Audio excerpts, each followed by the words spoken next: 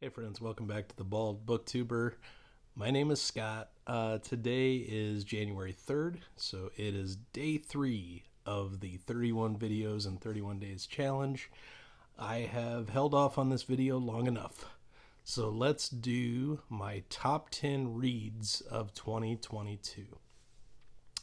And I don't have the same criteria that many other booktubers that you have no doubt watched have. I'm not going to limit myself to one title per author.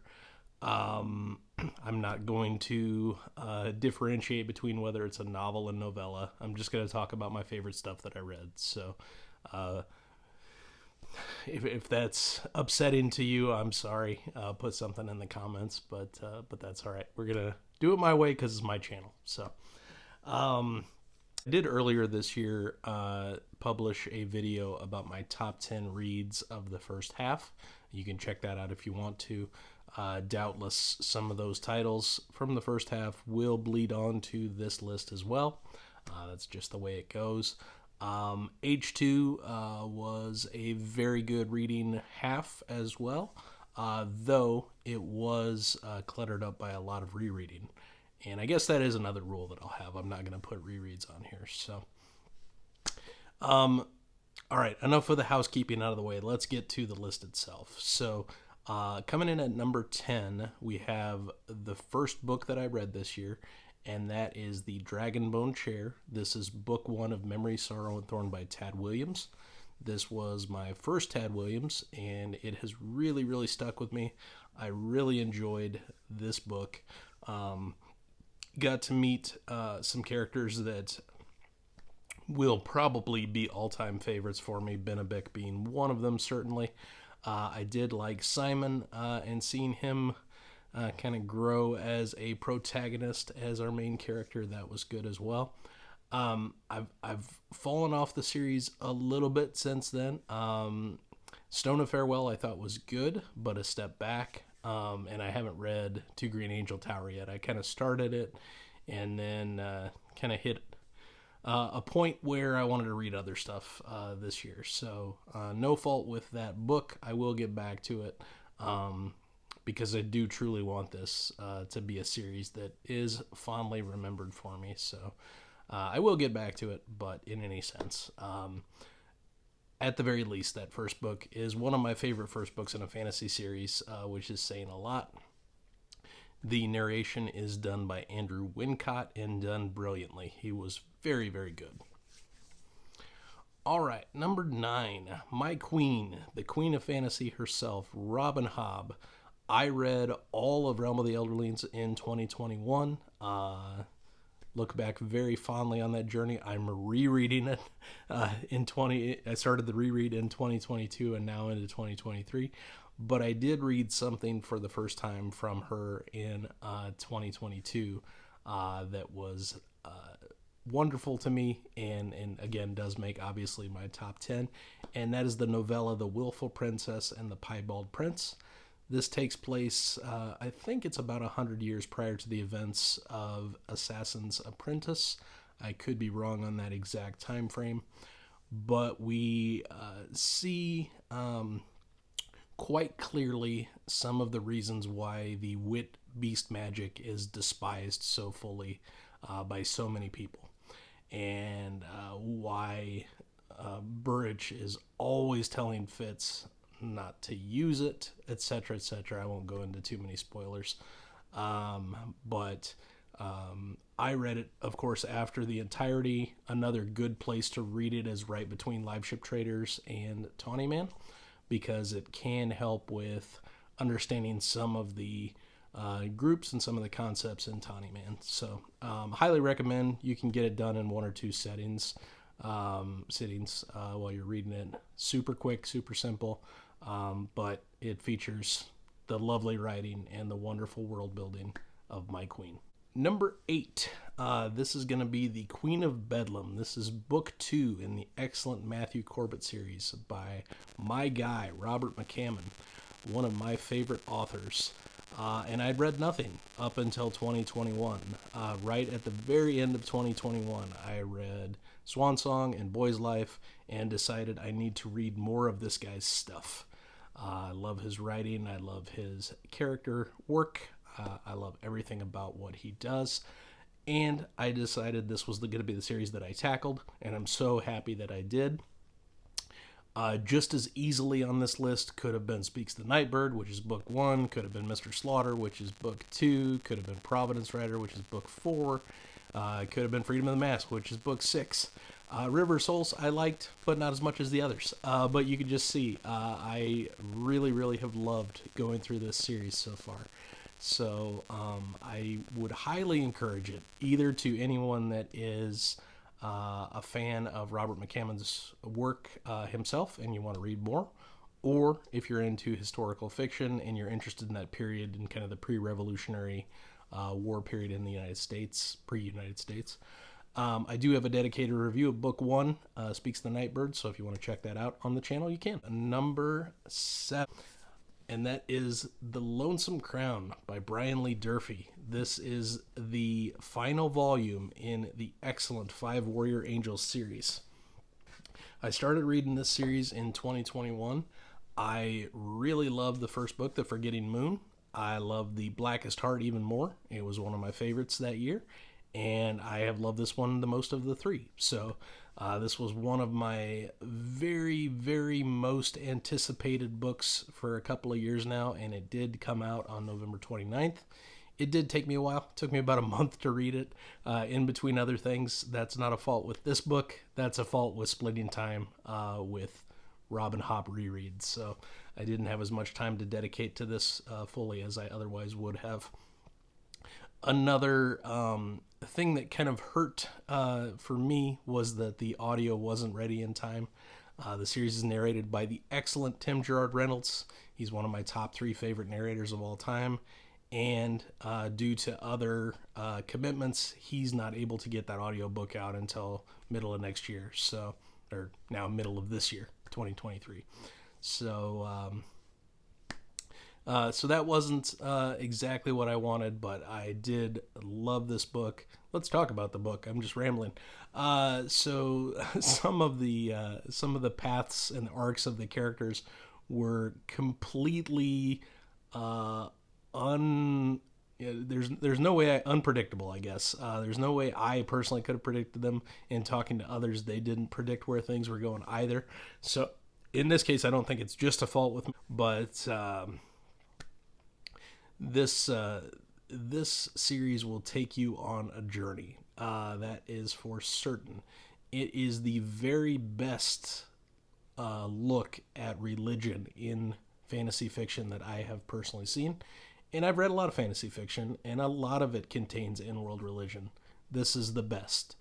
He's done the best at looking at religion here, in my opinion.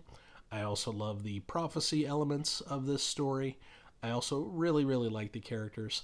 And Tala got a little bit better with each book. I semi-liked her in book 1. I really liked her in book 2, and she was fantastic in this book. So, again, I don't want to spoil anything, but you could do much, much worse than to pick up Mr. Durfee's books. Thank you, Mr. Durfee, for getting this one done.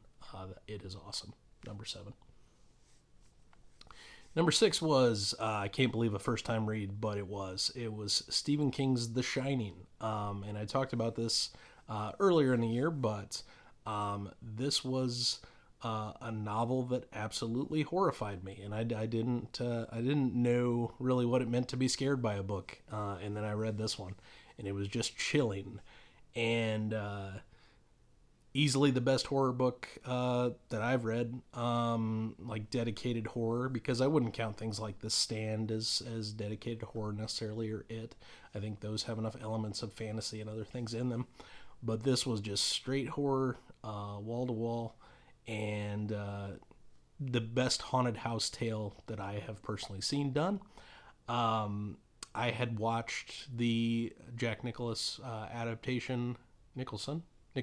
Jack Nicklaus was a golfer. I had watched the Jack Nicholson adaptation, of course, prior to reading this, and I think both do things exceptionally well. They are, of course, very different, and I do recommend both. But yeah, this was an easy pick, and it was hard to keep it out of my top five. Great book.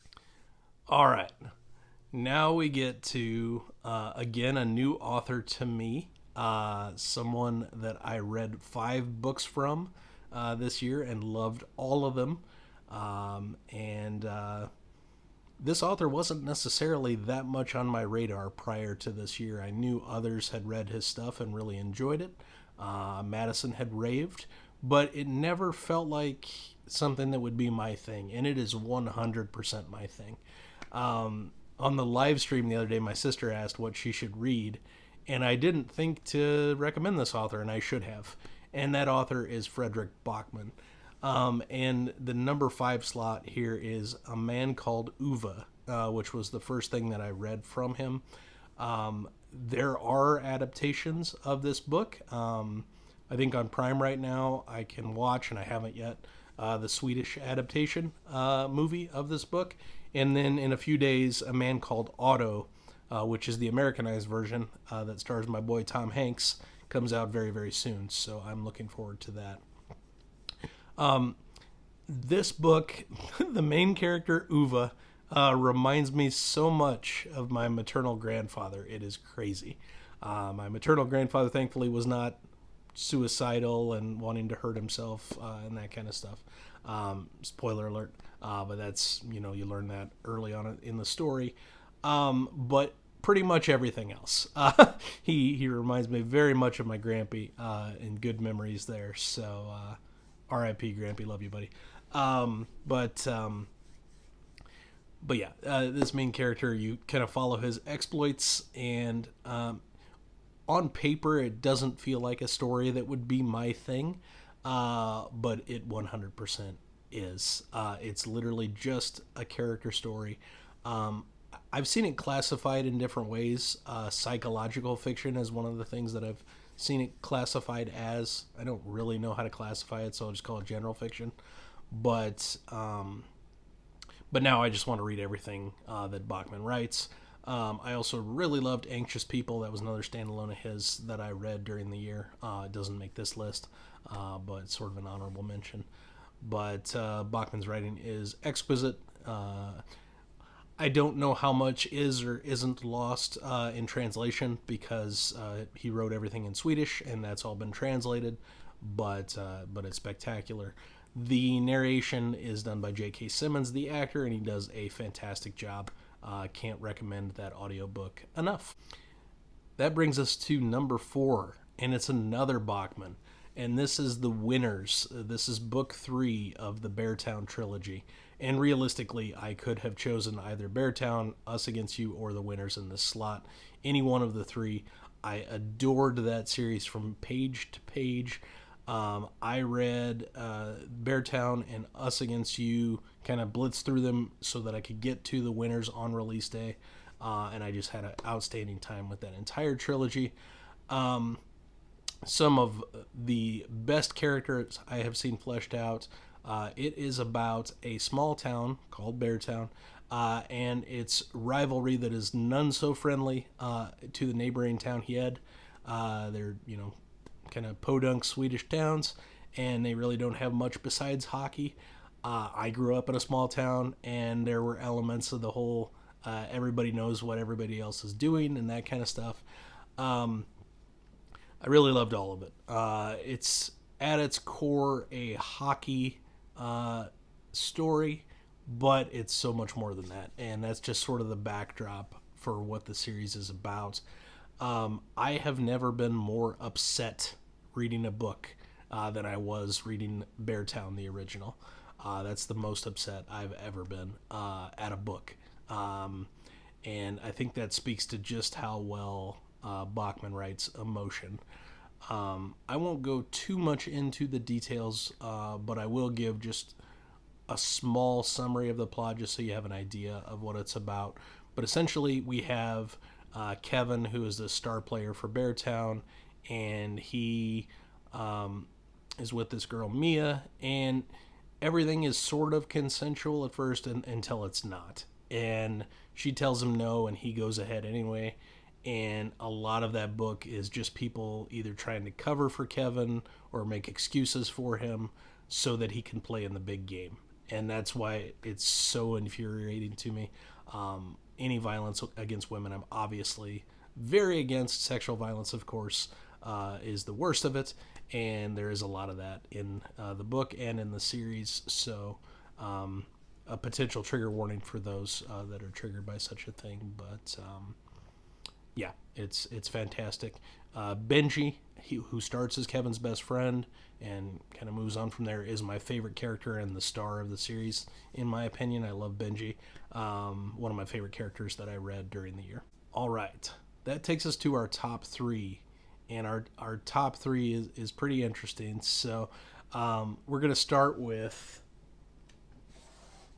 as we so often do, a Christopher Rocchio book, and that's Ashes of Man.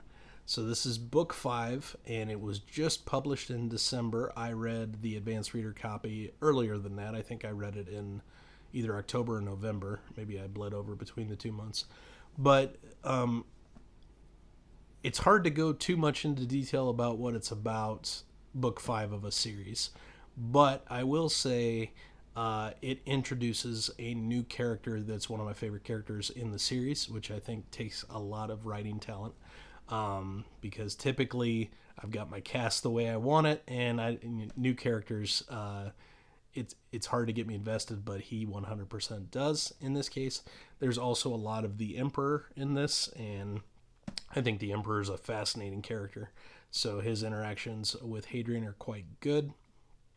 We see kind of the true nature of Hadrian's father, not his actual father, but the man that is sort of who he thinks of as a father, and that's Tor Gibson. So we see a bit of his origins, which is great, and the origins of that order, which is great. And like many Rocchio books, he punches you in the stomach with some of the decisions that he makes regarding the characters, but again, no spoilers. This was just fantastic. I loved everything about it.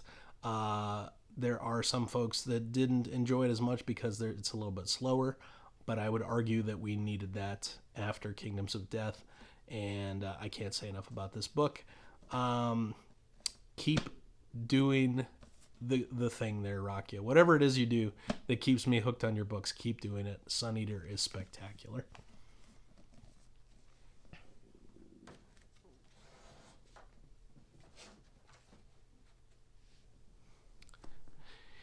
And we move on to number 2, something completely different. Not really. That is going to be, I told you I was going to repeat, that is going to be Kingdoms of Death by Christopher Rocchio. This is book 4 of the Sun Eater. I prefer this to Ashes of Man. This hits on every level for me, especially emotionally. He took Hadrian and crew through so much in this book. Which in turn took me through so much in this book. I've talked a little bit more at length about it previously, but this book really hits. And I know some people didn't enjoy it as much. Maybe they weren't as invested in the side characters and Hadrian's crew as I am, which, that is what it is. But, this was fantastic. Both of these are narrated by the wonderful Samuel Rukin. He's outstanding. I have been accused, and it's true, of being a Rocchio homer who just loves everything that he writes. Can't argue. That's true. All right, that takes us to our number 1, and our number 1 is the excellent 4th book of the Dark Tower, and that is Wizard and Glass. This was by far my favorite. This was the peak not only of that series, but of my reading year. Wizard and Glass just hit on everything that I deeply, deeply care about. We learned so much about Roland and his backstory. We learned so much about his quartet at that time. Such a fantastic book. One of the longest books that I read this year, up until The Lonesome Crown. But I loved every page. And if you've been thinking about reading The Dark Tower, I would highly encourage it. I think I may do at some point a dedicated video about The Dark Tower and my experience with it. We'll see. But I'm super happy I took that journey this year. And for me, this is where the series was at its peak.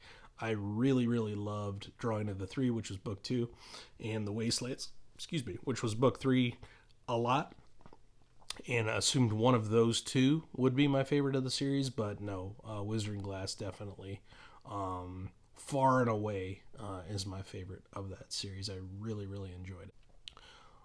All right, my friends. So that is my top 10. I hope you have enjoyed it. I would love to hear your top 10 or maybe your top couple of reads that you had in 2022.